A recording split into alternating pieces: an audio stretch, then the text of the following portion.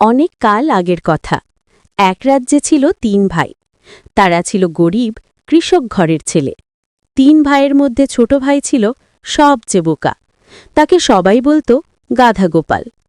বড় ২ ভাই তাকে পছন্দ করত না, সারাক্ষণ তার উপর রাগ করত। কিন্তু গোপালের মন ছিল সোনার মতো, কাউকে কষ্ট দিতে জানত না। একদিন ৩ ভাই ঠিক করল তারা বিয়ে করবে। বড় ২ ভাই গেল ধনীর ঘরে, সুন্দরী বউ আনল। গাধা গোপাল গেল বনের ধারে এক বুড়ি মায়ের কাছে। বুড়িমা তাকে বলল, বাবা, বউ খুঁজছ? খোঁজো, কিন্তু রূপ নয়, বুদ্ধি আর মতি চাই। গোপাল ভাবল, ঠিকই তো, রূপ একদিন ফুরাবে, কিন্তু বুদ্ধিমতী থাকলে জীবন চলবে। সে ঠিক করল সে বিয়ে করবে এমন এক মেয়েকে যার নামই হবে বুদ্ধিমতী। অনেক খোঁজাখুঁজির পর সে পেল এক গরিব মেয়েকে। মেয়েটির রূপ সাধারণ, কিন্তু সে ছিল বুদ্ধিমতী, চতুর ও মায়াবতী। গোপাল তাকে বিয়ে করল, নাম দিল বুদ্ধিমতী বউ। প্রথম বুদ্ধির পরীক্ষা। বিয়ের কিছুদিন পর বড় ২ ভাই গোপালকে বলল, এই, তোরা তো বলিস তোর বউ বুদ্ধিমতী, দেখি না কেমন বুদ্ধি তার, আমরা একটা পরীক্ষা নিই।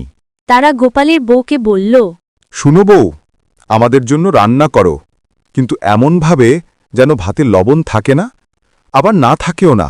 বুদ্ধিমতী বউ হেসে রাজি হল। সে ভাত রান্না করল, কিন্তু করল এমনভাবে একপাশে লবণ দিল আর অন্য পাশে দিল না। যে যার পছন্দ মতো ভাত খেতে পারল। বড় ভাইরা অবাক। এই মেয়ে তো সত্যিই বুদ্ধিমতী। দ্বিতীয় পরীক্ষায় রাজা এলো।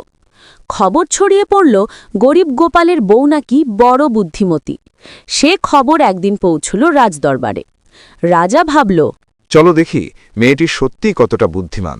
রাজা লোক পাঠিয়ে ডেকে আনালেন বুদ্ধিমতী বউকে। যাবার আগে সে স্বামী গোপালকে বলল, আমার জন্য চিন্তা করো না, আমি ফিরে আসব তোমার কাছে।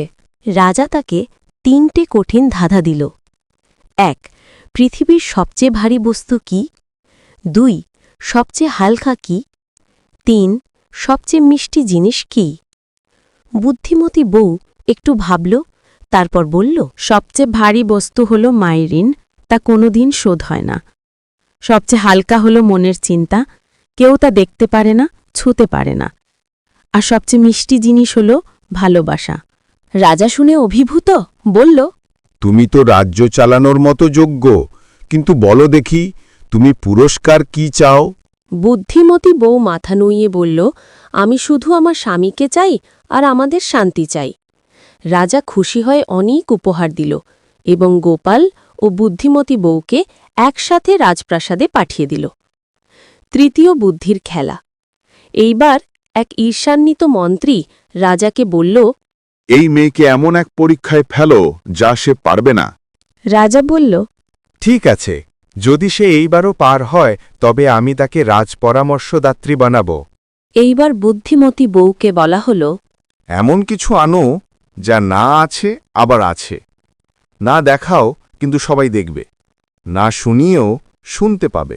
সবাই ভাবল এবার সে পারবে না, কিন্তু বুদ্ধিমতী বউ হেসে বলল, আমি এমন কিছু এনেছি যার নাম স্বপ্ন।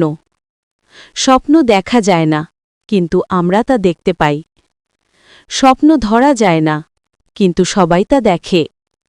স্বপ্ন কানে বলা হয় না, তবু মন তা শোনে। রাজা অবাক, প্রজারা খুশি, আর সেই মন্ত্রী মুখ লুকিয়ে পালাল। গল্পের শেষ। বুদ্ধিমতী বউ হয়ে উঠল রাজ্যের সম্মানীয় নারী।